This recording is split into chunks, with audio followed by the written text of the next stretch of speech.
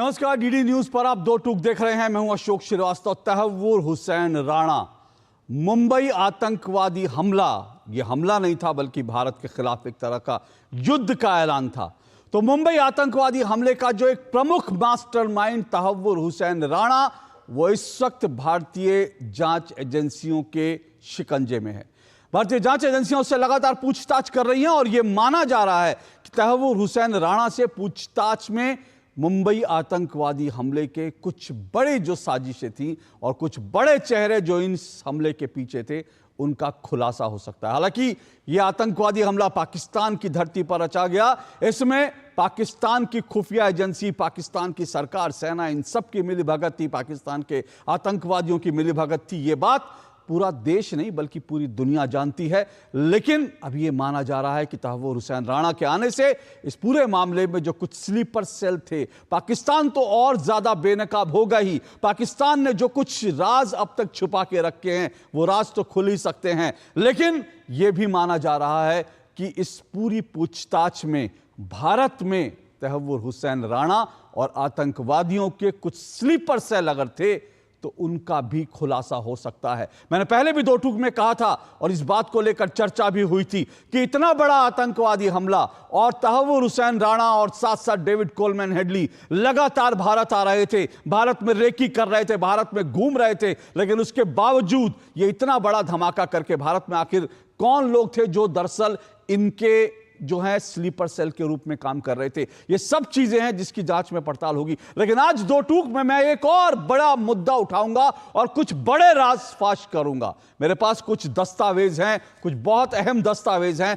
और इन अहम दस्तावेजों के आधार पर मैं आपके सामने कुछ बहुत बड़ी जानकारियां आज देश के सामने रखूंगा। वो आपको जरूर सुननी चाहिए। मैंने फिर कह रहा था, तहव्वुर हुसैन राणा आया, वो एक साजिश थी।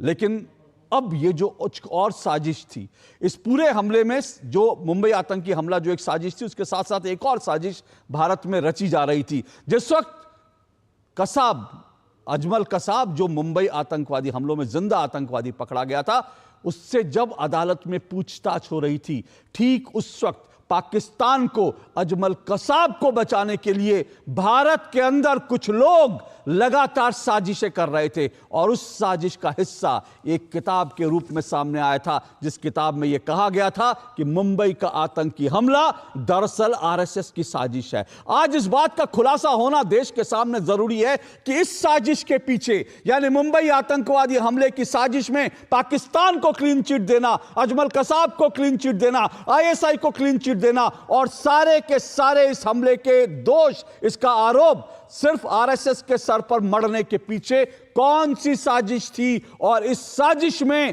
कौन कौन लोग शामिल थे, यह खुलासा देश के सामने होना ही चाहिए। दो टूक में आज हम इस पर चर्चा करेंगे। लेकिन उससे पहले यह बता दूं कि ये जो पूरा मामला है, यह आज एक बार फिर से जो है सामने इसलिए आया क्योंकि आज जो है हम जानते हैं कि आज अमित मालवीय, बीजेपी के जो नेता है, बीजेपी की सोशल मीडिया टीम को देखते हैं, उन्होंने आज दिग्विजय सिंह, कांग्रेस के वरिष्ठ नेता, उनका एक पुराना स्टेटमेंट जो 2010 का स्टेटमेंट है, उसको उन्होंने आज ट्वीट करा। तो दिग्विजय सिंह का ये जो ट्वीट है, ये भी आपको सुनाता हूं। अमित मालवीय का ट्वीट जो दिग्विजय सिंह का बाइट है, वो भी आपको सुनाता हूं। संसद में वक्फ संशोधन कानून को लेकर जब चर्चा चल रही थी, राज्यसभा में भी यह मामला उठा था, गृह मंत्री को इंटरवीन करना पड़ा था और दिग्विजय सिंह इस पूरे मामले को लेकर के कुछ आपत्तियां दर्ज करा रहे थे, लेकिन उन्होंने सफाई आज तक नहीं दी है। और दिग्विजय सिंह कोई छोटी मोटी हस्ती नहीं है, राहुल गांधी के राजनीतिक गुरु माने जाते हैं और आज भी सांसद हैं और वो कांग्रेस के महासचिव हैं। तो आज दो टूक में इन सब पे खुलासा करेंगे कि आखिर इस साजिश के पीछे और मुंबई के आतंकवादी हमले के जो असल दोषी हैं, उनको बचाने के पीछे कौन लोग थे। आज इस पर चर्चा करेंगे। इससे पहले सुनिए इस पूरे मामले को लेकर जो कुछ कहा सुना जा रहा है, सुनिए जरा।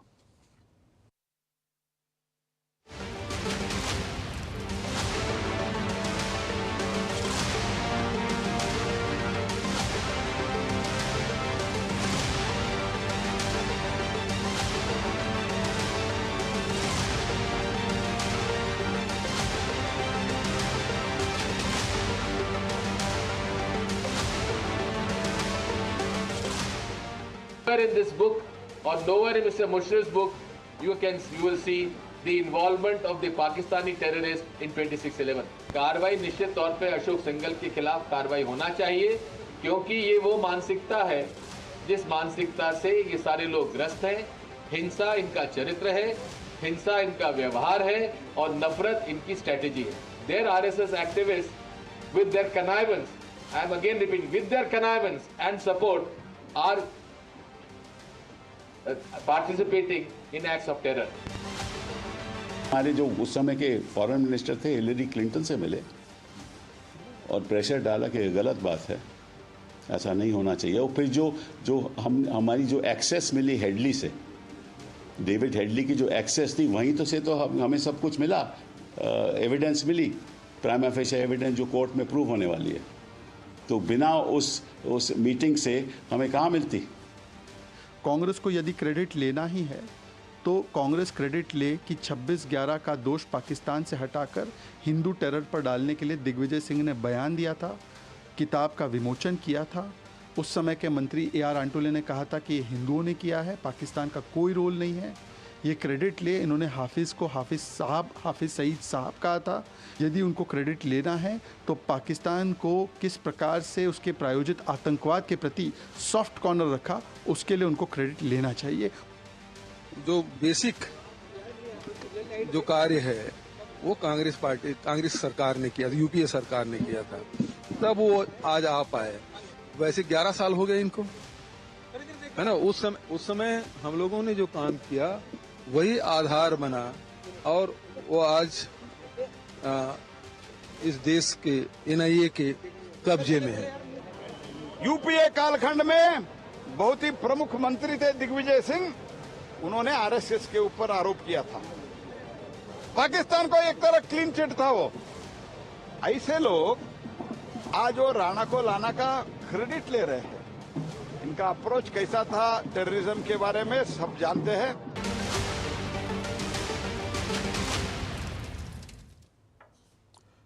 तो आपने सुना और इसी को लेकर आज की चर्चा, आज की डिबेट को आगे बढ़ाएंगे।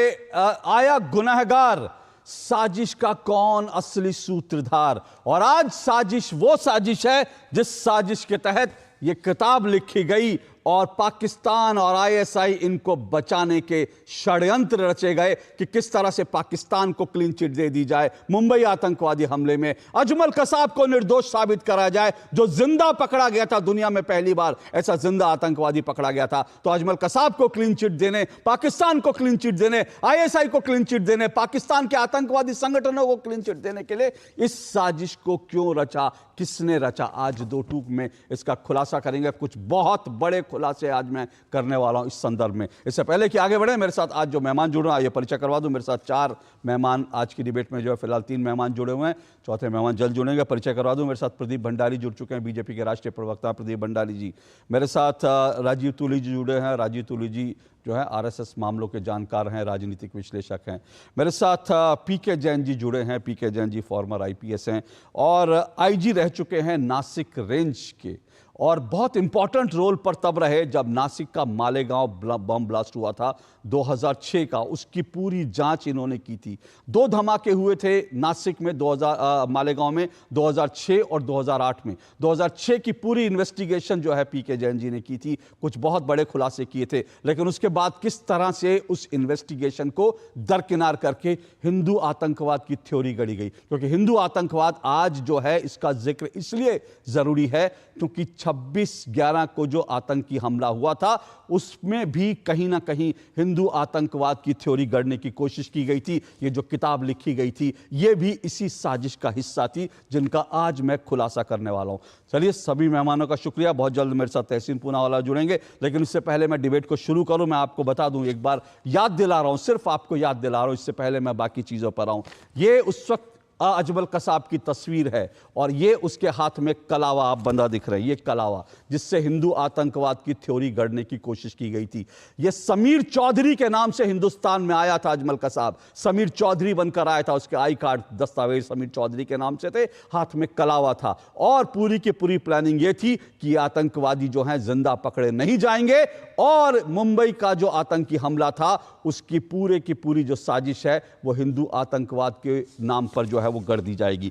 और इस साजिश को गढ़ने में कौन कौन लोग शामिल थे वो तो मैं बताऊंगा, लेकिन इसके साथ साथ आपको एक और चीज बता दूं। अजमल कसाब का इंटेरोगेशन करने वाले राकेश मारिया, पुलिस के पूर्व जो है वरिष्ठ अधिकारी हैं, जो मुंबई के टॉप कॉप रहे, राकेश मारिया ने जो अपनी किताब थी उसमें भी उन्होंने इस बात का, अजमल कसाब का इंटेरोगेशन किया था। और राकेश मारिया ने अपनी किताब में एक खुलासा किया था कि दरअसल हिंदू आतंकवाद की थ्योरी गढ़ने के लिए यह पूरी साजिश जो है अजमल कसाब की पूरी कोशिश थी, आतंकवादियों की कोशिश थी। और किस किस की कोशिश थी इस पर बात करेंगे, और किस किस की कोशिश थी। वो कोशिश ये किताब लिखकर की गई जिसको कहा गया 26/11 का आतंकी हमला जो है वो आरएसएस की साजिश है। इस किताब का विमोचन किसने किया? इस किताब का विमोचन करने में देखिए महेश भट्ट, जाने माने इसकी किताब के लेखक है अजीज बर्नी जो दिख रहे हैं, और साथ साथ इनके महेश भट्ट है, और उनके साथ दिख रहे हैं दिग्विजय सिंह, कांग्रेस के वरिष्ठ नेता दिग्विजय सिंह, जिन्होंने 26/11 का आतंकी हमला आरएसएस की साजिश बताया। न सिर्फ बताया बल्कि उन्होंने इस किताब का विमोचन किया और उसके बाद यह कहा कि जो है आरएसएस और हिंदू संगठन जो है इस देश में इस तरह की गतिविधियां करते रहते हैं। और मत भूलिए कि जिनके राजनीतिक गुरु हैं राहुल गांधी के राजनीतिक गुरु हैं दिग्विजय सिंह, और आज भी राहुल गांधी लगातार आरएसएस का नाम लेकर कहते हैं कि आरएसएस जो है एक आतंकवादी संगठन है। वो जो है वीर सावरकर को जो है वो कायर बताते हैं, और साथ साथ राहुल गांधी लगातार आरएसएस को प्रतिबंधित करने, आरएसएस को हिंसक संगठन बनाने की लगातार कोशिश करते हैं। और ये जो है राहुल गांधी के जो राजनीतिक गुरु रहे, ये उनकी पूरी कारस्तानी है जो मैं आज आपको दिखा रहा हूं, और ये उस वक्त के आपको विजुअल्स भी दिखा रहा हूं आरएसएस के षड्यंत्र। अब आपको एक और मैं बता दूं, जो विजुअल आप देख रहे होंगे, इस विजुअल में आपको जो है जो पुस्तक दिखी वो पुस्तक का कवर हिंदी में, हालांकि ये मूल पुस्तक जो है वो उर्दू में है, उर्दू में छपी है ये मूल पुस्तक, लेकिन खास तौर से इस दिन के लिए इसकी हिंदी जो है प्रति भी छापी गई ताकि पूरा देश, पूरे हिंदुस्तान में हिंदू संगठनों को, आरएसएस को बदनाम किया जा सके, और इसको जो है इसका हिंदी प्रति जो है इस तरह से जो है लाई गई थी उस दिन, जबकि मूल पुस्तक जो है वो उर्दू में है। और ये छोटी मोटी पुस्तक नहीं है, ये कुल मिलाकर अगर आप देखेंगे तो ये 788 पेज की किताब है, 788 पेज की किताब है। और आपको यह भी बता दूं, यह किताब सिर्फ भारत में नहीं बल्कि भारत में इसका पुस्तक का मूल्य रखा गया 200 रुपए। बांग्लादेश और पाकिस्तान के लिए किताब छपी जहां इसका मूल्य 300 रुपए। सोचिए, आरएसएस की साजिश और किताब बांग्लादेश और पाकिस्तान में जाकर बेची गई, वहां 300 रुपए इसका मूल्य था, और इसके $20 पुस्तक का मूल्य था, जो अमेरिका में इसका पुस्तक का मूल्य $20, 10 पाउंड ब्रिटेन में इस पुस्तक का मूल्य था, और 50 रियाल सऊदी अरब में। तो सोचिए किताब लिख करके पूरी दुनिया में किस तरह से इस पाकिस्तान को, आईएसआई को और आतंकवाद को बचाना और हिंदू संगठनों को गुनाहगार बनाने की साजिश रची गई। यह सब कुछ हमारे सामने है। मैं डिबेट में और कुछ महत्वपूर्ण चीजें आपके सामने रखूंगा, लेकिन सबसे पहले राजीव तुली मैं आपसे जानना चाहता हूं, ये इतनी बड़ी किताब है, हालांकि मैं अपनी डिबेट में पहले भी बता चुका हूं, ये मैं खुलासा कर चुका। तहसीन पूनावाला भी मेरे साथ जुड़ चुके हैं, बहुत बहुत शुक्रिया तहसीन पूनावाला जी। राजीव तुली जी, मैं इसका खुलासा पहले भी कर चुका हूं, जब इस पुस्तक के लेखक से कुछ साल बाद मेरी मुलाकात हुई तो इस पुस्तक के लेखक ने कहा था कि भैया मुझे तो सरकार की ओर से, तत्कालीन सरकार की ओर से, यानी कांग्रेस की सरकार की ओर से जो कुछ डॉक्यूमेंट दिया गया वो मैंने छाप दिया। और बाद में इन्होंने उस पुस्तक को लेकर जो है माफी भी कह दिया कि हाँ मैं माफी मांगता हूं, ये पुस्तक जल्दबाजी में छपी या किस तरह से मेरे पास जो गलत डॉक्यूमेंट आए उसके आधार पर। लेकिन इस पुस्तक के लेखक भले ही एक है, लेकिन इसमें संकलन कई सारे लोगों का है, तो ये कई लोगों का मिली जुला जो पूरा एफर्ट था। तो राजीव तुली, ये पूरी की पूरी किताब आई, क्या इसको लेकर के आज भी जो है, क्या आपको नहीं लगता है खुलासा होना चाहिए, आखिर कौन लोग थे जो इस सब के पीछे थे? धन्यवाद अशोक जी। आप 2004 से लेकर के 2014 तक का यदि समय देखेंगे तो उस समय में आपको ऐसे बहुत सारे कोइंसिडेंसेस दिखेंगे जो कुल मिलाकर के इस देश की जो सांस्कृतिक आत्मा है, हिंदुत्व, उसको कहीं ना कहीं दाग लगाने के लिए सारे काम किए गए। आपके दर्शकों के की याददाश्त के लिए, या एक पीढ़ी जिसने 2000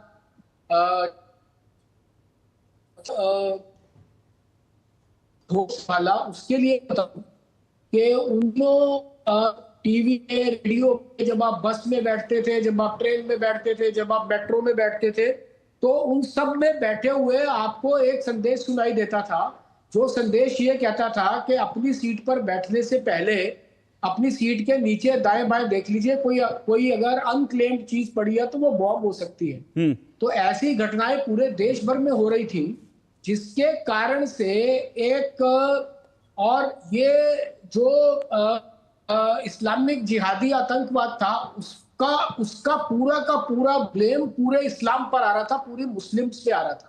तो कहीं ना कहीं जो कांग्रेस को एक लंबा समय मुसलमानों का सपोर्ट मिलता रहा, या कांग्रेस को ये लगता रहा कि यदि उसको मुस्लिम का सपोर्ट मिलेगा, unite the Muslim and divide the Hindu, इस पॉलिसी पे कांग्रेस चलती थी, और उसका वोट लेने के लिए हिंदुओं को एकदम मतलब बैलेंसिंग एक्ट करने के लिए कि भाई केवल ये जो आतंकवाद है इसका कोई धर्म नहीं है, मैं भी मानता हूं इसका कोई धर्म नहीं है और ये ऐसा ही होना चाहिए, परंतु कहीं ना कहीं उसको बैलेंस करने के लिए हिंदुओं को भी आतंकवादी दिखाया जाए या हिंदुत्व को आतंकवादी दिखाया जाए। तो सीरीज से घटनाएं हुई, 26/11 हुआ, मालेगांव हुआ, समझौता एक्सप्रेस हुआ, उसके अतिरिक्त अजमेर हुआ, मक्का मस्जिद हुआ, ये सब हुए जिनके ब्लेम उठा करके संघ पर या संघ परिवार के कुछ संगठनों पर या संघ के से माने किसी ने अगर भगवा पहनकर भी किया तो उसको, जो स्वामी असीमानंद को वर्षों तक जो है वो बिना किसी भी आरोप के जेल में रखा, साध्वी प्रज्ञा को एकदम से अमानवीय जो है वो कष्ट दिए गए अपनी कस्टडी में रख करके, कर्नल पुरोहित को जो है वो जेल में रखा लंबे समय तक, और फिर उसके बाद भगवा आतंकवाद का शब्द गढ़ा गया। राहुल गांधी का अमेरिका के राजदूत को यह कहना कि भगवा आतंकवाद जो है वो अल कायदा से भी ज्यादा खतरनाक है, और फिर धीरे धीरे आगे आते आते सन 2013 तक आते आते देश के बहुसंख्यक समाज को दंगाई साबित करने के लिए सांप्रदायिकता कम्युनल बिल जो लाया गया था, कम्युनल वायलेंस बिल जो लाए, वो कुल मिलाकर के एक 360 डिग्री प्लानिंग थी कि ये जो देश का बहुसंख्यक हिंदू समाज है, इस हिंदू समाज को आतंकवाद का प्रणेता, भगवा आतंकवाद, हिंदू आतंकवाद, इन शब्दों से, इन उपाधियों से नवाजा जाए, और कहीं ना कहीं मुसलमानों को जो उस समय थोड़ा कॉर्नर्ड इन सब घटनाओं के कारण से फील कर रहे थे, उनको कहीं ना कहीं एक ब्रीदर दिया जाए कि भाई ये केवल आप ही नहीं कर रहे हो, ये इधर उधर से भी हो रहा है, इसलिए आप बहुत अधिक चिंता मत करो। राजीव जी आपने पूरा एक क्रोनोलॉजी बताई, जो पूरी क्रोनोलॉजी है, और लेकिन मैं इसमें एक चीज समझ जाए, वो तो ठीक है, देश की जनता ने 2014 में ये तमाम प्रयास समझे और उन्होंने एक राजनीतिक तौर पर इस देश में जो सफाई अभियान चलाया वो देश की जनता ने चलाया। मैं ये जानना चाहता हूं, क्या ये जो पूरी साजिश थी, क्या इस साजिश का सच देश के सामने, आखिर ये किताब किसने लिखी, किसने लिखवाई, किसके इशारे पर लिखी गई, और क्या इसके पीछे सूत्र कौन कौन थे, क्या ये सब देश को आज जानने का अधिकार नहीं है? नहीं, देश को ये जानने का अधिकार तब भी था, ये देश को जानने का अधिकार अब भी है, परंतु मैं ये मानता हूं देश की जनता ने ये समझा कि ये किसने किया है। इसी के कारण से 2014 में और 2014 से लेके आज तक भी कांग्रेस का नाम लेवा नहीं है कहीं पर भी। आप दिग्विजय सिंह जी की प्रेस कॉन्फ्रेंस, जिसमें सीधा सीधा अशोक सिंघल जी को, संघ के दूसरे बड़े 2 नेताओं को, इंद्रेश जी को और मोहन भागवत जो आज के संघ के प्रमुख हैं, जहां पर वो आरोपित उस समय में बिल्कुल करने का एक पूरा षड्यंत्र था। और कहीं ना कहीं अगर ये 2014 में सरकार का परिवर्तन नहीं होता, संघ पर डेफिनेटली बैन लगता, मोहन भागवत जी को और इंद्रेश जी को जेल में डाला जाता, और शायद जब तक वो सरकारें ना बदलती है जेल से बाहर नहीं आते। और अजीत बर्नी ने जब माफी मांगी, उन्होंने कैटेगोरिकली बोला कि मेरे को ये दस्तावेज दिए गए, और हम इन सब किरदारों में एक जो बड़ा किरदार भूल जाते हैं, वो है महेश भट्ट का बेटा राहुल भट्ट, जो हेडली को लेकर के पूरे मुंबई में घूम रहा था, जिसके माध्यम से हेडली ने पूरी सरकार, पूरे मुंबई की रेकी की, और उस रेकी के आधार पर अपनी पूरी योजना की। और उसका बड़ा मासूमियत से यह बयान दे देना कि एक अमेरिकन पाकिस्तानी जो है वो, या पाकिस्तानी अमेरिकन जो है वो यहाँ आया और मुझे मालूम नहीं था वो आतंकवादी है, और मैंने उसको घुमा दिया, और उसके पिता उसी किताब के विमोचन के डायस पर मिलते हैं। बिल्कुल नहीं, जो आप कह रहे हैं वो एक महत्वपूर्ण कड़ी है, इसमें कोई दो राय नहीं, और जाहिर सी बात है, पर वो तो बड़ा छोटा सा मोहरा हो सकता है। मैं तो कह रहा हूं इसमें बहुत बड़े बड़े जो है मोहरे शामिल है, उनके चेहरे से बेनकाब उतरना चाहिए। प्रदीप भंडारी, ये जो पूरा का पूरा, मैं फिर कह रहा हूं कि अभी तो हम सोच रहे हैं तहव्वुर हुसैन राणा से जो राज उगले जा रहे हैं, लेकिन मुझे नहीं मालूम ये राज फाश होगा कि नहीं। मैं आपको दर्शकों को ये भी बता दूंगा, और इससे पहले मैं ये इस पर आऊं एक चीज, क्योंकि राजीव तुली सुरुचि प्रकाशन से जुड़े हुए हैं और वो जानते हैं कि कोई भी पुस्तक जब छपती है ना, उसके प्रकाशन होता है ना, तो बहुत बड़े से बड़ा लेखक भी होता है, तो पहले राउंड में वो किताब जो है 5,000 10,000 प्रतियां छपती हैं। आप जानते हैं इस किताब की कितनी प्रतियां एक बारी में छापी गई थी? इस किताब की 25,000 प्रतियां पहली बारी में छापी गई थी। 25,000 प्रतियां, और 25,000 प्रतियां छापी गई, और साथ साथ इसका रिलीज किस दिन हुआ था? 6 दिसंबर 2010। सोचिए, 6 दिसंबर 2010 को इस पुस्तक का रिलीज किया गया, हिंदू आतंकवाद की थ्योरी गढ़ने के लिए। 6 दिसंबर इसको राम जन्मभूमि मुक्ति आंदोलन से जोड़ा गया। ये सारी साजिश। प्रदीप भंडारी, मैं जो बताने जा रहा हूं इस पुस्तक को, अगर ये पुस्तक में जो कुछ किया गया था वो कांग्रेस की जो साजिश अगर थी, तो इसमें एक और बड़ी साजिश थी। इसमें सिर्फ आरएसएस नहीं, बल्कि इसमें भारत के आज वर्तमान प्रधानमंत्री नरेंद्र मोदी और गुजरात के उस वक्त के तत्कालीन मुख्यमंत्री जो है नरेंद्र मोदी को भी इस पुस्तक में बाकायदा जो इस मुंबई आतंकी हमला है उसका जिम्मेदार ठहराने की कोशिश की गई है। कैसे देखते हैं इस साजिश को आज आप? अशोक जी, मैं बहुत जिम्मेदारी से कह रहा हूँ, और ये बहुत सीरियस बात है कि कांग्रेस पार्टी का राहुल गांधी और सोनिया गांधी के अंदर जो डीएनए है और जो कैरेक्टरिस्टिक और स्वभाव है वो प्रो टेरर हो चुका है, और ये तुष्टीकरण के नाम पर देश की संप्रभुता और अखंडता पर भी प्रहार कर सकते हैं, क्योंकि ये देश से इनका कोई लेना देना नहीं है। वो आपने पुस्तक की बात करी, ये रही उसकी पूरी बड़ी ऑनलाइन कॉपी। आप सोचिए, जब दुनिया पाकिस्तान को नेम कर रही थी कि पाकिस्तान इसके पीछे रिस्पॉन्सिबल है, ये पहली जो पुस्तक की सबसे मुख्य बिंदु ये लिखते हैं कि मुंबई में 26/11 के आतंकवादी हमले के लिए भाजपा और संघ जिम्मेदार है। ये पहली लाइन इसमें लिखी जाती है। इसमें आगे चलकर ये इंडियन मुजाहिदीन और साथ में लश्कर तैयबा को भी क्लीन चिट यहाँ पे देते हैं, और हाफिज सईद को भी क्लीन चिट देते हैं। ये मैं नहीं बोल रहा, पुस्तक से अंश में कोट कर रहा हूँ। मैं आपको एग्जैक्ट पेज नंबर भी बता सकता हूँ, पेज नंबर 11 पे ये कहा गया है। तो कांग्रेस पार्टी ने अपने तुष्टीकरण के वोट के लिए हमारी भारत की संप्रभुता और अखंडता को क्वेश्चन किया, और ये पूरा इकोसिस्टम है। मैं कहता हूं सबका पर्दाफाश होना चाहिए और सब देश के सामने बेनकाब होने चाहिए।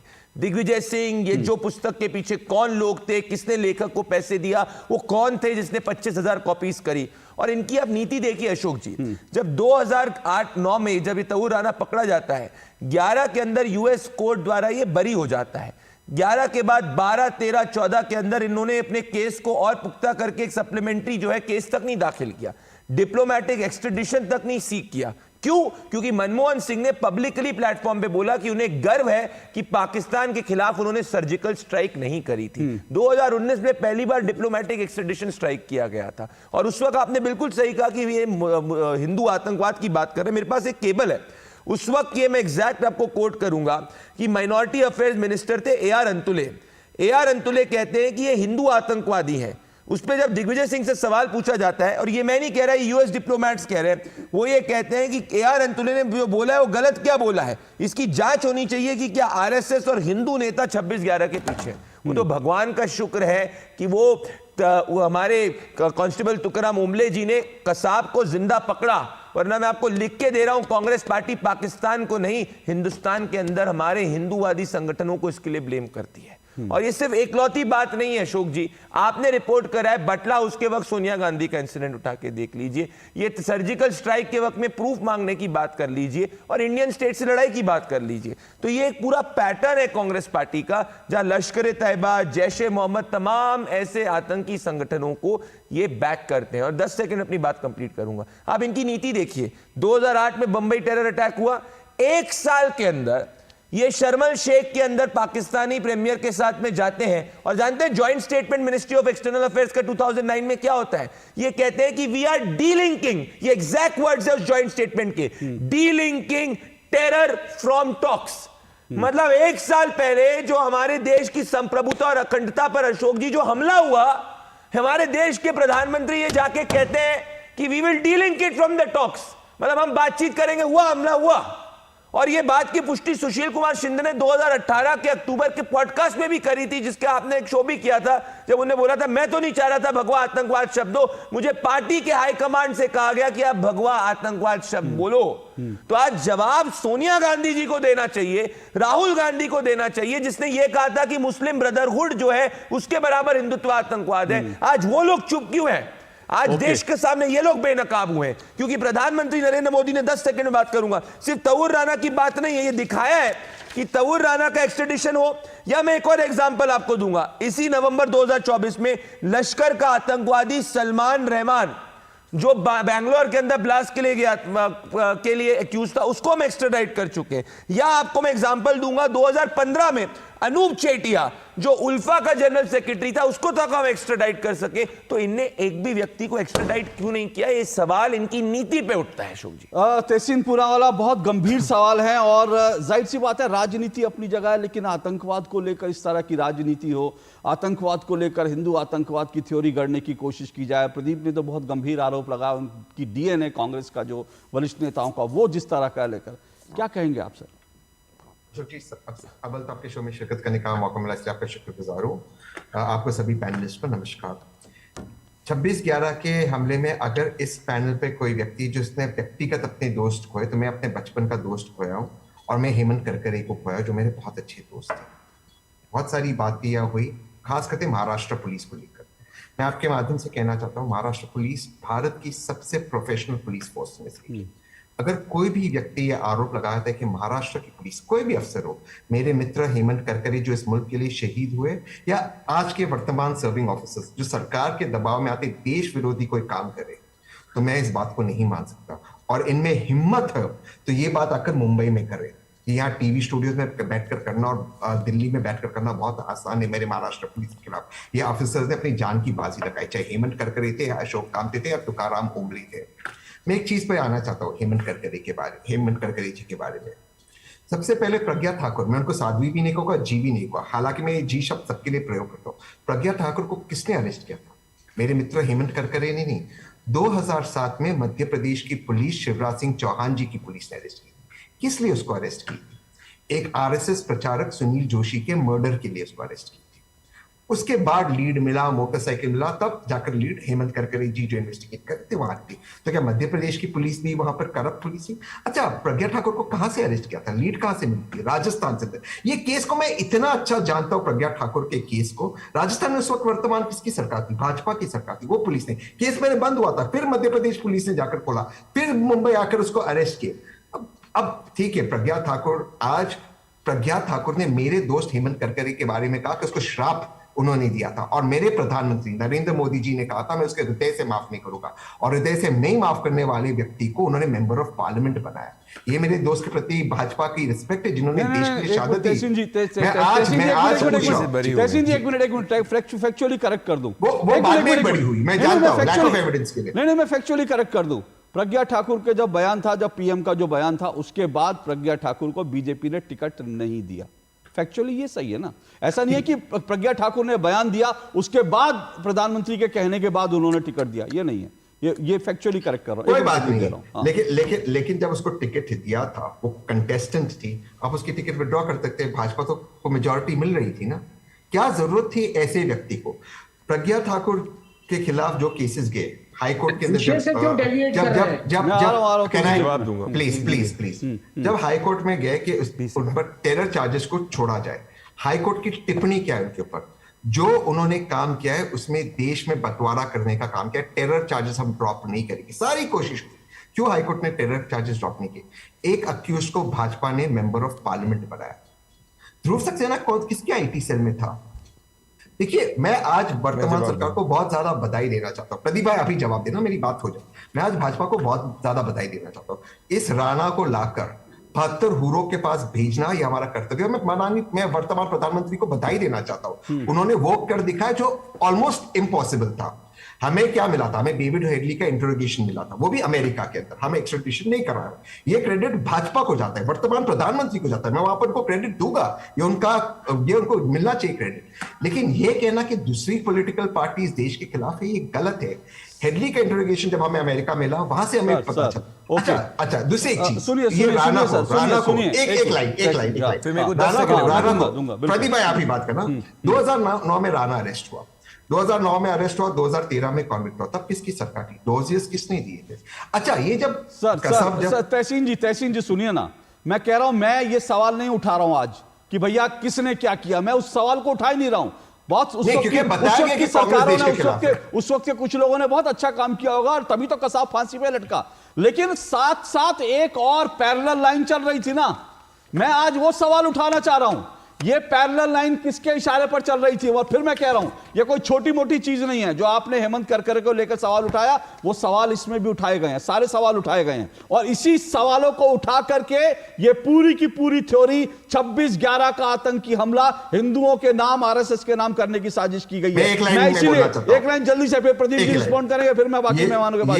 ये जो किताब है, शायद वही किताब की कॉपी है जो 26/11 के जिम्मेदार आरएस को बताते हैं। ये किताब एक पीस ऑफ फिल्ट है, कचरा है, इसको उठाकर फेंकना चाहिए और उन सभी लोगों पर कार्रवाई होनी चाहिए, इंक्लूडिंग दिग्विजय सिंह। लेकिन आज मेरा एक सवाल है, हाँ या ना में जवाब चाहिए मुझे, यहाँ वहां की बातें नहीं चाहिए। उस विजुअल्स में जो आप दिग्विजय सिंह जी के विजुअल दिखा रहे हैं, कृपाशंकर सिंह है, ठीक है, बीजेपी के बड़े नेता, वो सवाल आप उठाइए, लेकिन जब आप कहते हैं कि उन सबको कचरे में, फिर कह रहा हूं, कचरे में तो फेंकना चाहिए, लेकिन देश को इस साजिश की तह तक जाना चाहिए। मैं फिर से सवाल उठा रहा हूं, मैं कह रहा हूं ये साजिश की तह तक, मैं उस पर आऊंगा, प्रदीप रिस्पॉन्ड कीजिए, फिर मुझे ब्रेक लेके बाकी मेहमानों के पास आऊंगा। मैं इस बात पे, इन्होंने बहुत बात करी, मैं तहसीन पूनेवाला पूरे इशू को डिविएट करने की बात करी। आज अगर कोई भारतीय होता, वो पहले बोलता कि तहुर राणा भारत आया है, आतंकवादी भारत आया है, उससे अपने स्टेटमेंट को शुरू करता, पर नहीं। तहसीन पूनेवाला ने आखिरी में एक पासिंग बाय रेफरेंस बताया, तहसीन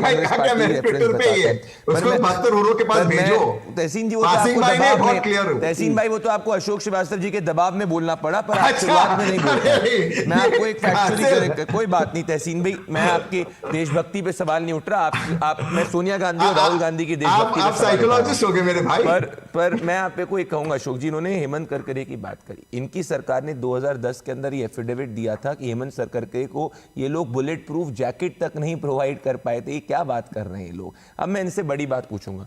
अशोक जी, एक सीधी बात कहना चाहता हूं, और आपने भी इनसे पूछा कि क्या आज कांग्रेस का शीर्ष नेतृत्व, जिसने तहुर राणा जैसे आतंकवादी को लाने के लिए प्रयास नहीं करे, हिंदू आतंकवाद की थ्योरी गढ़ी, ये वही लोग हैं जिनके लिए इशरत जान जैसी आतंकवादी बेटी हो जाती है, अफजल गुरु बेचारा हो जाता है, याकूब मासूम हो जाता है, और तहुर राणा को ये सिर्फ और सिर्फ कुछ नहीं बोल पाते क्योंकि इनको अपने वोट बैंक की पड़ी हुई है। ये रियल सच्चाई है। ओके, ये जवाब देना पड़ेगा इनको। एक ब्रेक ले रहा हूं मैं, फिर मैं जो हमारे साथ पीके जैन साहब हैं, मैं उनके पास आऊंगा। एक मिनट रुकिएगा सर, बहुत गंभीर विषय है, इसलिए मैं चाहता हूं कि आज जो बहुत गंभीरता से चर्चा हो। और फिर से 2011 के अंदर में तहुर राणा के खिलाफ कुछ नहीं किया जब उसको यूएस ने छोड़ा। मैं इस किताब को लेकर फिर से कह रहा हूं, इस किताब में नरेंद्र मोदी जो आज गुजरात के, आज उस वक्त गुजरात के मुख्यमंत्री थे, आज भारत के प्रधानमंत्री, इस किताब में भारत के जो है नरेंद्र मोदी, भारत के जो प्रधानमंत्री आज हैं, उनको भी 26/11 के आतंकी हमले में जिम्मेदार ठहराने की कोशिश की गई थी। अभी तहसीन जी ने कहा इसको कचरे में फेंक देना चाहिए, बिल्कुल कचरे में फेंक देना चाहिए, लेकिन देश को यह जानने का हक है कि यह किताब किसके इशारे पर लिखवाई गई, क्योंकि लेखक ने खुद कहा कि मुझे सरकार की ओर से जो डॉक्यूमेंट दिए गए थे उसके आधार पर मैंने लिखा। तो यह खुलासा होना ही चाहिए। आ रहा हूं इस छोटे से ब्रेक के बाद।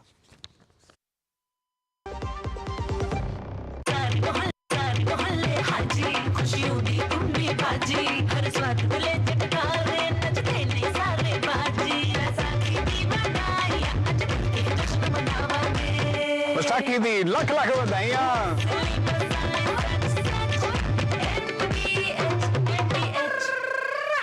खुशखबरी आप जैसे युवाओं के लिए भारत सरकार की एक शानदार स्कीम है। इसमें सरकार युवाओं को विभिन्न सेक्टर्स में देश की टॉप कंपनीज में इंटर्नशिप करने का मौका दे रही है। इस स्कीम का लाभ 21 से 24 साल के युवा उठा सकते हैं जो फुल टाइम एजुकेशन या एम्प्लॉयमेंट में नहीं है। प्राइम मिनिस्टर इंटर्नशिप स्कीम, आपके सपनों की उड़ान।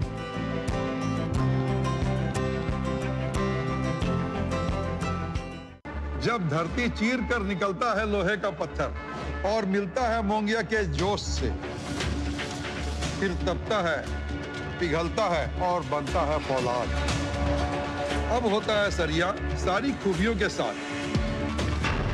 मोंगिया स्टील, मजबूत देश का मजबूत सरिया।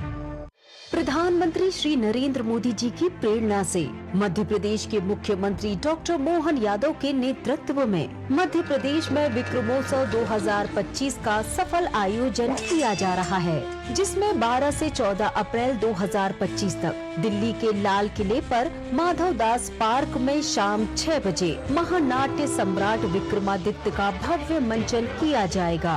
यशस्वी प्रधानमंत्री का ये ध्येय वाक्य हम सबके लिए पाथवे के रूप में काम कर रहा है, विरासत से विकास की ओर। इसलिए 12, 13, 14 अप्रैल को महानाट्य का मंचन किया जाएगा, हमारे अतीत के गौरवशाली नायकों को जनता के सामने लाने के लिए। इससे अच्छा कौन सा अवसर हो सकता है। आइए इन अद्भुत पलों के साक्षी बने। जो लक्ष्य चुना था समझ आने लगा है। GLA यूनिवर्सिटी, उच्च लक्ष्य की निश्चित प्राप्ति।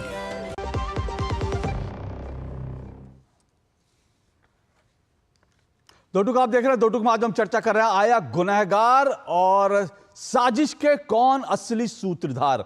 एक साजिश जो मुंबई पर आतंकी हमले के पीछे थी और एक साजिश इस आतंकी हमले को हिंदू संगठनों और RSS से जोड़ने की साजिश थी। इसी पर हम चर्चा कर रहे हैं, इसी के तह तक जाने की कोशिश कर रहे हैं। मेरे साथ आज 4 मेहमान जुड़े हुए हैं। प्रदीप भंडारी जी जुड़े हुए हैं, बीजेपी के राष्ट्रीय प्रवक्ता हैं। तहसीन पूनावाला जी राजनीतिक विश्लेषक हैं, मेरे साथ जुड़े हुए हैं।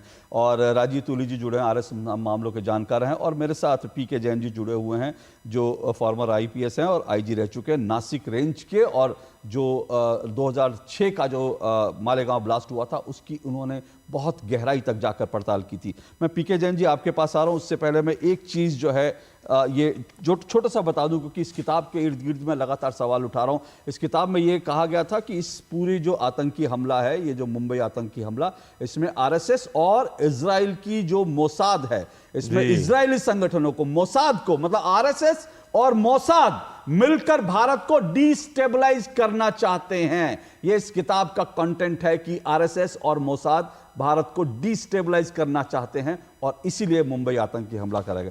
PK जैन जी, ये इस पूरी किताब, इसकी पूरी तहकीकात जब हम जाते हैं तो इसके सूत्र, इसके पूरी जो कड़ियां हैं वो जाकर वहां से जुड़ती हैं उस ब्लास्ट केस से जिसकी तहकीकात आपने की थी।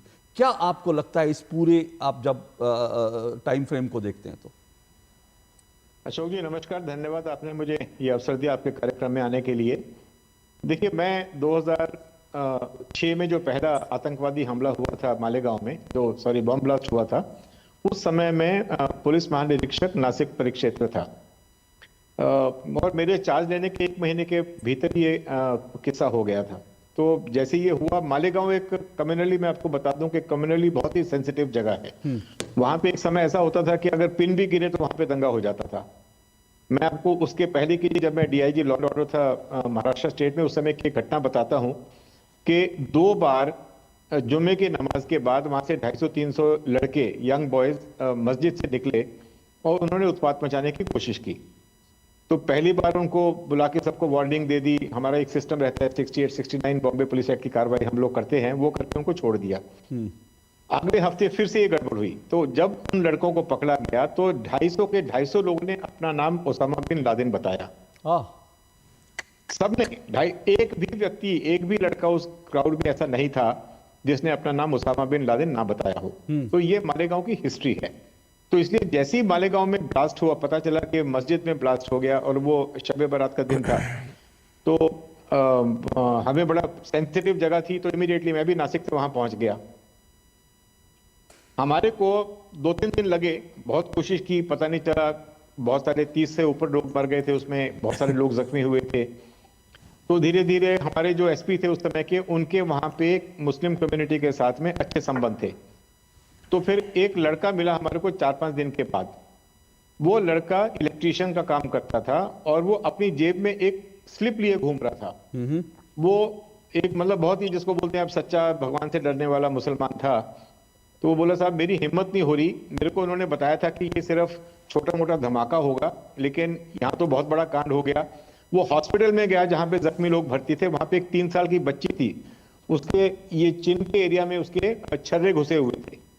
तो बोला साहब उसको देख के मैं इतना परेशान हो गया कि मेरे हाथ से क्या कुकर्म हो गया ये। तो उसको फिर हमने, जब उसने एक बार कबूल कर लिया, फिर हमने उससे पूरी उससे जांच की। जांच करने के बाद में कहाँ कैसे हुआ, बार बार अलग अलग स्तरों पे, क्योंकि किसी की बात के ऊपर आप विश्वास करके उसके ऊपर केस नहीं बना सकते, उसके लिए आपको एविडेंशियरी मटेरियल चाहिए जिसके बेस पे केस खड़ा हो। तो बहुत 4-5 दिन उससे पूछताछ होती रही। एक बार हमारे को ये श्योर हो गया कि उसमें कौन कौन लोग इन्वॉल्व हैं। जहां पे वो बॉम्ब असेंबल किया गया था उस जगह पे हमने खुदाई करके जो वहां के मिट्टी के नमूने लिए, उसमें वही RDX के अंश मिले। वो सब होने के बाद में उसमें कुछ जो भी 13-14 लोग उसमें हमारे आइडेंटिफाई हुए थे, उसमें से कुछ लोग इमीडिएटली अरेस्ट हुए, कुछ लोग बाद में अरेस्ट हुए।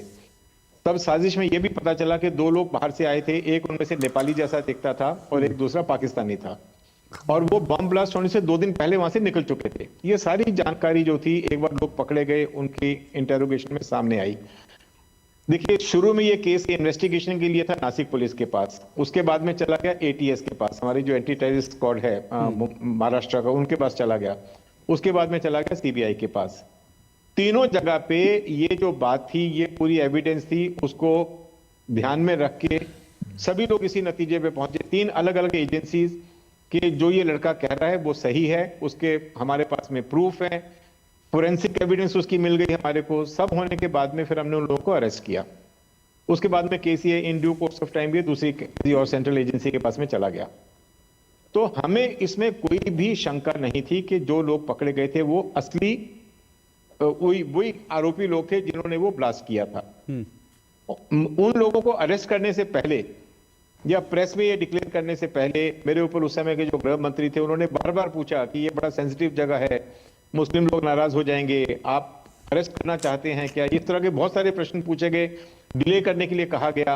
लेकिन एक तरफ प्रोफेशनल आपकी जो इंटीग्रिटी है उसको आपने देखना है, और आप कब तक इस चीज को रोकने वाले थे, क्योंकि लोगों का भी बहुत प्रेशर था कि ये केस जल्दी से जल्दी डिटेक्ट होना चाहिए। तो उन लोगों ने साइकिल कहां से ली, जब वो साइकिल जिसके ऊपर उन्होंने वो माउंट किया था बॉम्ब, वो तक हमारे को पता चल गया, साइकिल वाले की एविडेंस है।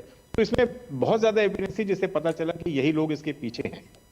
लेकिन इवेंचुअली क्या हुआ कि 2008 में जब ये साध्वी प्रज्ञा वाला, कर्नल पुरोहित वाला ये किस्सा जो 2008 का केस सामने आया, तो 2006 के केस की पूरी दशा और दिशा ही चेंज कर दी गई। वो जो ओरिजिनल एक्यूज थे उनको सबको डिस्चार्ज कर दिया सरकार ने, और जो 2008 के केस थे एक्यूज थे उनको सबको 2006 के केस में दिखा दिया, जिनके खिलाफ में 2006 के केस में रत्ती भर भी एविडेंस नहीं थी। मैंने हिम्मत करके से पूछा, मैंने कहा तुमने क्यों किया ऐसा? एक एजेंसी नहीं, 3 एजेंसीज ने इस चीज को वेरीफाई किया और कंफर्म किया कि यही एक्यूज है। बोला नहीं सर, बाद में कुछ और एविडेंस सामने आ गई थी। मेरी खुद बात हुई उससे, बात वो हमारे बीच में नहीं है, इसलिए मैं जो मैं कह रहा हूं वो मेरा वर्जन है, उसको काटने के लिए, सपोर्ट करने के लिए हेमंत करकरे अनफॉर्चुनेटली हमारे बीच में नहीं है, लेकिन ये फैक्ट है। और उसके बाद में ये सारी कहानी जो आपने देखी कि उसको भगवा आतंकवाद, फिर ये जो पुस्तक रिलीज हुई, मतलब ये इतना मन को खिन्न करने वाला एक इशू था कि, और मैं एक चीज और बता दूं आपको, परवेज मुशर्रफ उस टाइम पे प्रेसिडेंट थे पाकिस्तान के, उनकी किसी स्पीच में मालेगांव का नाम आया था कि मालेगांव में मुस्लिमों को परेशान किया जा रहा है। अब इससे समझ लीजिए कि वो साजिश क्या थी और कैसे अंजाम दिया गया था। अनफॉर्चुनेट इसमें एक ही चीज थी कि हमारे देश के लोग पाकिस्तान को छोड़ के अपने ही लोगों के पीछे पड़े हुए थे। सत्ता का लालच, एग्जैक्टली, कह लीजिए उसको। मैं यही सर, मैं आज जो है, आज की पूरी जो डिबेट है उसी बिंदु पर है कि किस तरह से ये पूरी साजिश रची जा रही थी और किस तरह से भारत के लोगों को, पाकिस्तान को क्लीन चिट दे करके, ISI को, पाकिस्तान के आतंकवादियों को क्लीन चिट देकर भारत के कुछ लोगों को फंसाने की कोशिश हो रही थी, भारत के लोगों को इसमें पूरे आतंकवादी बनाने, और उसमें RSS का नाम लिया गया। लेकिन आगे बढ़ूं उससे पहले मैं फिर से बता दूं, मैं आपको इस किताब के बारे में बता रहा हूं, और तहसीन जी आपने कहा किताब को फेंक देना चाहिए, कूड़े, बिल्कुल कूड़े में फेंकने लायक है, लेकिन कूड़े में फेंकने के साथ साथ फिर से इस बात की जांच होनी चाहिए कि यह किताब किसके इशारे पर लिखवाई गई, उस वक्त सरकार में कौन लोग थे, क्या सरकार जो है वो मनमोहन सिंह की थी, मनमोहन सिंह प्रधानमंत्री थे, और उस वक्त जो है राहुल गांधी जो है शीर्ष पद पर, राहुल गांधी जो है उस वक्त सरकार के एक तरह से चलाने वाले शक्तिशाली ताकत थे, सोनिया गांधी शक्तिशाली ताकत थी। तो यह किताब किसके इशारे पर लिखी गई? अब मैं आपको दो तीन चीजें जल्दी से बता दूं इस किताब को लेकर। देखिए इस किताब में जो है, इस किताब के पेज नंबर 41 पर क्या लिखा था।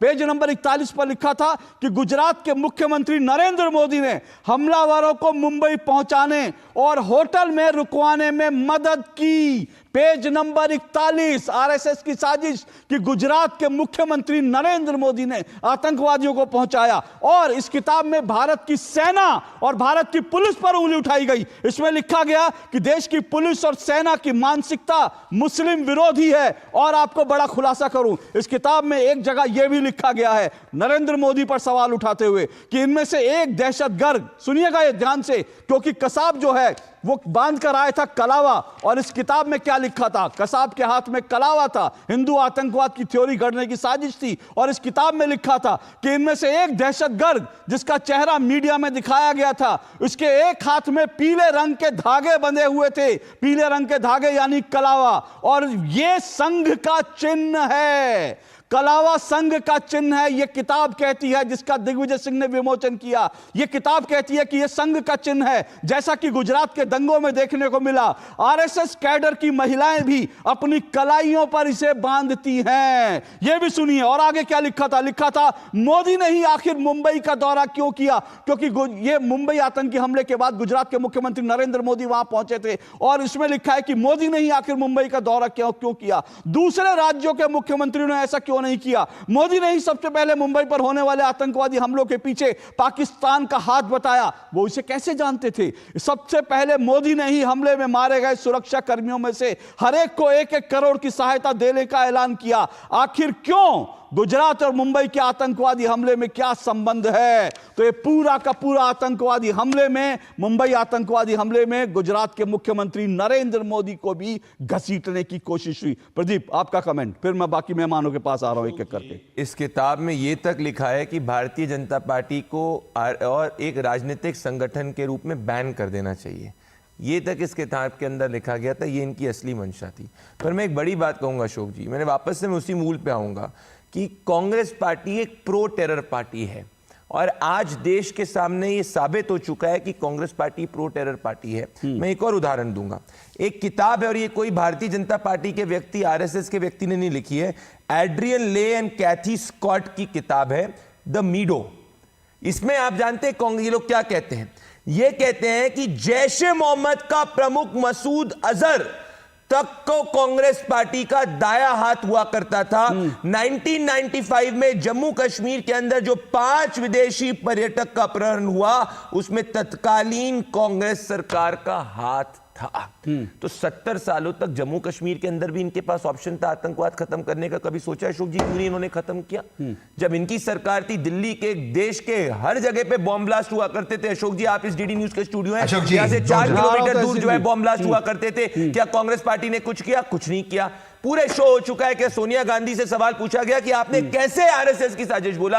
और अशोक जी, अगर 25,000 कॉपीज प्रिंट हो रही है, आप इतने सीनियर जर्नलिस्ट हैं, आपको ये नहीं लगता सोनिया गांधी को पता नहीं होगा? आपको नहीं लगता राहुल गांधी को नहीं पता होगा? जब इनको पता था, मतलब क्या ये भी इन्वॉल्व थे? क्या इनके साथ में बातचीत हुई थी? इसकी जांच होनी चाहिए। तहसीन, जल्दी से रिस्पॉन्ड कीजिए जी। अशोक जी, क्या होता है, हम डिबेट करने को एक टॉपिक आते हैं, सारे टॉपिक पे अगर बात करेंगे, फिर मैं सबका फैक्ट चेक करूंगा तो प्रॉब्लम ये होगा कि उतना समय नहीं होगा। बाटला उस पे गए, पूरा गलत तथ्य बोला। तो ये इन चीजों पर हम नहीं जाते। एक मैं इसका जवाब देते थे, पर आप बीच में ना बोले। सलमान खुर्शीद के उस स्टेटमेंट पर, दिग्विजय सिंह जी के स्टेटमेंट में कांग्रेस ने फटकार लगाया। उस वक्त के तत्कालीन जो मीडिया के इंचार्ज थे, प्रभारी थे, जनार्दन द्विवेदी, उन्होंने कहा ये गलत स्टेटमेंट है। और मोहन चंद शर्मा जी को हाईएस्ट गैलेंट्री अवार्ड अशोक चक्र मिला। और सोनिया जी ने उनकी पत्नी को पत्र भी लिखा था कि आपके पति का जो बलिदान है व्यर्थ नहीं जाएगा। लेकिन छोड़ो, भाजपा को के साथ मुझे इन चीजों पर नहीं जाना है। पीके जैन साहब की मैं बहुत रिस्पेक्ट करता हूँ, एडीजी महाराष्ट्र थे। इसके बाद ठीक है, उन्होंने प्री रिटायरमेंट ली और भाजपा के एक अलाइज के साथ चुनाव लड़ा। वो पॉलिटिकल था, लेकिन मैं उस पर नहीं जाऊंगा। मालेगांव बात चुनाव नहीं लड़ा, सॉरी माफी चाहता हूँ। ज्वाइन किया आपने, चुनाव नहीं लड़ा, आपको ऐसे माफी चाहता हूँ, झूठ बोलता है। माफी चाहता हूँ अशोक जी, ऐसे नहीं। अशोक जी, मैं अपनी बात, अशोक जी, आई रिक्वेस्ट यू, आज आपका झूठ, मैं माफी ओके, एक एक करके। अशोक जी देखिए, मैं बहुत पहली बार डिबेट में Ashok ji not fair, Ashok ji not fair, बोलिए। वो असेंबली के चुनाव लड़ना चाहते थे, ऐसा आया था। छोड़िए ना, वो पर्सनल मत जाइए। हो गए, उसमें नहीं जा रहा हूँ, उसमें नहीं जा रहा हूँ। अब पीके जैन साहब ने कहा कि देखिए 2008 की जो मालेगांव के ब्लास्ट एक्यूज थे कोई और था, इनको चेंज कर दिया गया, हेमंत करकरे जी अब हमारे बीच में नहीं, मेरे मित्र, तो अपने आप को डिफेंड नहीं कर सकते। लेकिन ये सवाल नहीं पूछा कि आज भी वर्तमान में भी एनआईए जो केस लड़ रहा है उन्हीं को अक्यूज मानते, उसी पे लड़ रहा है। और यहां तक कि जो कर्नल जैन साहब, एक मिनट, 2008 के केस में है वो, 2008 की बात है, मैं 8 की बात कर रहा हूँ, 6 की बात ही नहीं कर रहा हूँ। 2006 में भी एनआईए ने अपना स्टैंड नहीं बदला। मालेगांव में 2 ब्लास्ट हुए, 2006। यार देखिए प्रदीप, अगर आपको हैकल करना है आप कीजिए, आई कीप क्वाइट, या आप मुझे बोलने दीजिए। 2 ब्लास्ट हुए मालेगांव में, 2006, 2008। दोनों ब्लास्ट के अंदर एनआईए ने अपना स्टैंड चेंज नहीं किया है। जितने भी अक्यूज है उनका स्टैंड आज तक वर्तमान में क्लियर नहीं। यहां तक मैं दूसरे केस में आ रहा हूं, जहां जिस केस में कर्नल पुरोहित अरेस्ट हुए थे, उनको बॉम्बे हाई कोर्ट का बेल मिला। सितंबर 2023 ने सुप्रीम कोर्ट ने उसे भी स्टे कर दिया। वो बेल के अगेंस्ट कौन गया था? सुप्रीम कोर्ट, एनआईए गया था। सर देखिए ना सर, मैं बहुत डिस्टर्ब हो रहा हूं सर, आज मैं बहुत डिस्टर्ब हो रहा हूं, ये फेयर नहीं है। सुनिए ना, नहीं सुनिए ना, आप डिस्टर्ब, मैं फिर से कह रहा हूं, देखिए प्रदीप ने जो सवाल उठाया आपने उसको रिस्पॉन्ड कर दिया, ठीक है, लेकिन मैं कह रहा हूं कि बार बार आज की डिबेट मालेगांव ब्लास्ट पर नहीं है, वो सिर्फ एक रेफरेंस पॉइंट है। आज की डिबेट में फिर से कह रहा हूं, तहसीन पूनावाला, क्या इस किताब को लिखवाने वाले ताकतें, उनके चेहरे देश के, मैं इसका बता रहा हूं, इसमें क्या क्या, मैं अगर पढ़ना शुरू करूंगा तो देश सुनकर हैरान हो जाएगा कि क्या क्या इस किताब में लिखा गया था। और वो लेखक कह रहा है कि भैया मुझसे जो उस वक्त की सरकार ने लिखवाया। आज का मूल सवाल यह है तहसीन जी, बोलिए अब जी। एक सेकेंड, 2006 के केस में भी मैं, एक सेकेंड, मैं क्योंकि प्रदीप ने मुझे इंटरप्ट किया, एक सेकेंड, 2006 के, क्योंकि पीके जैन उस पर गए, वहां पर भी 2016 के एनआईए के एफिडेविट में वही है जो अर्लियर स्टैंडिंग है। अब मैं आता हूं वर्तमान के एनआईए ने मक्का के चार्जेस ड्रॉप कर दिए। अरे मक्का के चार्जेस, उनका स्टैंड केस में वही है सर। मैं फिर कह रहा हूं, तो वो क्यों गया उस पर? मैं तीसरी चौथी बार बोल रहा हूं कि हमारी आज की डिबेट जो है, हम उस विषय से भाग रहे हैं। क्यों भाग रहे हैं? मैं मानता हूं, तो उन विषय पर ना जाए, आप भी कृपया उनको रोकिए। मैं इस विषय पर बात करना चाहता हूं। सब जगह जाओगे पीके जैन साहब के, तो मेरा चांस है रिस्पॉन्ड करना। अब मैं इस विषय पे आता हूं। मैं पूरी तरह से मानता हूं 26/11 पाकिस्तान की साजिश थी। मैं चाहता हूं कि राणा को जल्द से जल्द पूरी तरह से सजा मिले, ताकि मेरे दोस्त की आत्मा को शांति मिले। लेकिन एक सेकेंड, लेकिन हम जो आज बात कर रहे हैं 26/11 की कॉन्स्पिरेसीज को लेकर, जो लोग इस किताब के पीछे थे आज भाजपा में, जो आरके सिंह ने कहा संग कर रहे हैं, जो आरके सिंह ने कहा संग, तहसीन जी यही मैं कह रहा हूं। ना तहसीन जी सुनिए, मैं आपका फैक्ट चेक कर रहा हूं। ना तहसीन जी सॉरी, तहसीन जी सुनिए, नहीं तहसीन जी सुनिए, आपका फैक्ट चेक कर रहा हूं। आपने एक ऐसा व्यक्ति जो कोने में बैठा था उस बुक लॉन्च को, आपने उसको कह दिया कि वो बीजेपी की तोड़ी। आप भी अजीज बर्नी की तरह आज हो गए सर। मुझे हैरानी हो रही है, आप कभी ऐसा नहीं करते, लेकिन आज आप अजीज बर्नी की लाइन पे जा रहे हैं। ठीक है, आपकी बात माना। अब मैं दूसरा फैक्ट देता हूं। जिस व्यक्ति ने कहा कि देयर इज संग टेरर है, वो व्यक्ति होम सेक्रेटरी भाजपा का आज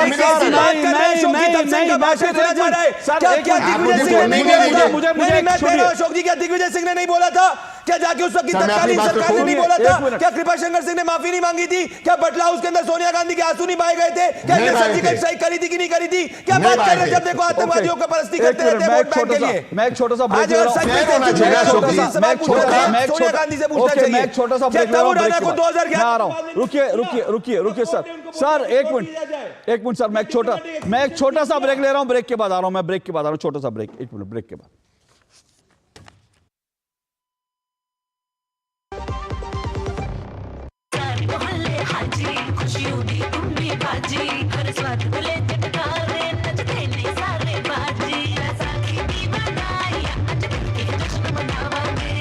बैसाखी दी लख बधाइयां।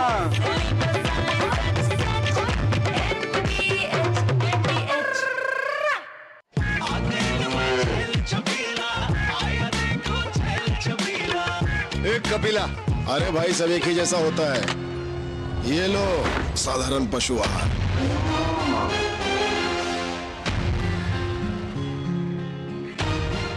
इस देश की हर माँ, बच्चे, बूढ़े, जवान, खिलाड़ी, डॉक्टर, इंजीनियर, सबको गाय भैंस की दूध की शक्ति पर भरोसा है। पर जब इन पशुओं को कपिला पशु आहार मिलेगा तभी तो दूध सिर्फ ज्यादा ही नहीं, शक्ति से भरपूर भी होगा। और ये सच जानते हुए चंद पैसों के लिए तुम देश का भरोसा तोड़ दो। माफ कीजिए। कपिला पशु आहार, देश का नंबर 1 पशु आहार। जो लक्ष्य चुना था समझ आने लगा है। GLA यूनिवर्सिटी, उच्च लक्ष्य की निश्चित प्राप्ति। गोल्डी मसाले के 100 ग्राम के स्पेशल पैक्स में फ्रेशनेस लॉक है। ऐसे गोल्डी मसाले जहां जाएं रिश्ते बनाएं। तो आप देख रहे हैं आया गुनाहगार, साजिश के कौन असली सूत्रधार। आज हम इस पर चर्चा कर रहे हैं। 4 मेहमान चुने हैं और मैं फिर से कह रहा हूं, मेरी आज की जो साजिश है, मैं इस साजिश का पर्दाफाश करना चाहता हूं कि इस साजिश के पीछे कौन था, जिसके लेखक ने खुद कहा था। 1 मिनट सर रुकिएगा, बहुत जरूरी फैक्ट है। इसके लेखक ने कहा था कि मुझे उस वक्त की तत्कालीन कांग्रेस सरकार ने जो फैक्ट्स दिए उसके आधार पर मैंने किताब लिखी। और एक किताब, फिर से कह रहा हूं, इसको हल्के में मत लीजिए। किताब लिखता है एक भारत का पत्रकार, जिसको दिग्विजय सिंह आकर लॉन्च करते हैं, और इसको जकी ये जो पाकिस्तान के आतंकवादी हैं वो इसको कोट करते हैं। ये हाफिज सईद का मैं 2016 का स्टेटमेंट दिखा रहा हूं। हाफिज सईद ने क्या कहा था जिस वक्त डेविड कोलमैन हेडली की गवाही हुई थी? उस वक्त हाफिज सईद ने हंसते हुए कहा था कि मैं 26/11 RSS की साजिश पढ़ रहा हूं। ये हाफिज सईद है। और मैं छोटा सा टाइमलाइन आपको बता दूं जल्दी से, इस किताब की इंपॉर्टेंस को समझना जरूरी है। ये इस बात को समझिएगा कि बाकायदा जो है 20 जुलाई 2010 को अजमल कसाब अपना अपराध कबूल कर चुका था अदालत में, 20 जुलाई 2010 को। और उसके बाद तब तक ये किताब की प्लानिंग चल रही थी और 6 दिसंबर 2010 को ये किताब आती है। और उसके बाद अपना अपराध स्वीकार करने के बाद अजमल कसाब अदालत में अपना बयान बदल लेता है। और साथ साथ क्या होता है, मई 2010 को कांग्रेस की सरकार 25 आतंकवादियों को, जब अजमल कसाब का मुकदमा कोर्ट में चल रहा था, कांग्रेस ने 25 आतंकवादियों को, बाकायदा पाकिस्तान के आतंकवादियों को, गुडविल जेस्चर के नाम पर छोड़ा। क्या यह महज संयोग है कि अजमल कसाब को कानून जो है आतंकवादी साबित कर रहा था, लेकिन कांग्रेस का पूरा इकोसिस्टम अजमल कसाब को बचाने के लिए किताब लिख रहा था। और उस वक्त कांग्रेस की सरकार 25 पाकिस्तानी आतंकवादियों को गुडविल जेस्चर के तहत छोड़ रही थी। सर, ये इतना आसान नहीं है मामला आज का, इसकी तह तक जाना पड़ेगा। एक और छोटा सा ब्रेक, फिर अंतिम मैं रिएक्शन ले लूंगा जल्दी से, छोटे से ब्रेक के बाद।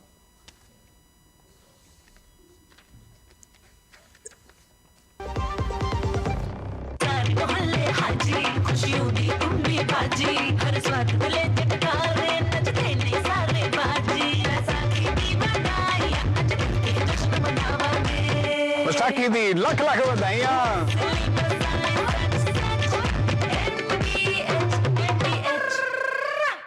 बिहार से मुंबई की फिल्मी चकाचौंध तक के सफर में मुझे कई लोगों के साथ काम करने का तजुर्बा हुआ। उनसे कुछ न कुछ सीखने का मौका मिला।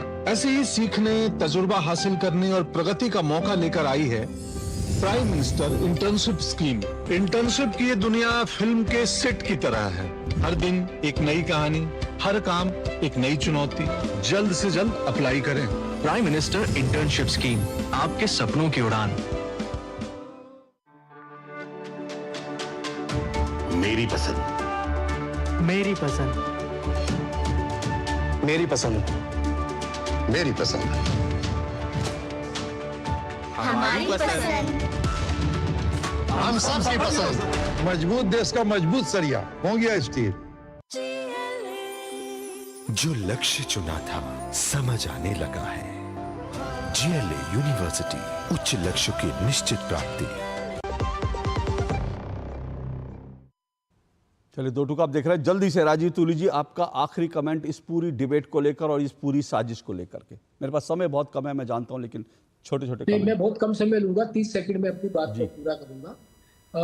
हिंदू आतंकवाद, भगवा आतंकवाद अलकायदा से ज्यादा खतरनाक, और इसी प्रकार की बातों को आगे बढ़ाने वाली कांग्रेस का नेतृत्व मंच पर खड़े होकर के AR अंतुले के बयान का जो समर्थन करने वाले लोग थे, उनसे लेकर के बयान देने तक, पुस्तक लिखवाने वाले जितने लोग थे, उन सबको एक बार, उन सबका चेहरा जो है वो जनता के सामने आना चाहिए।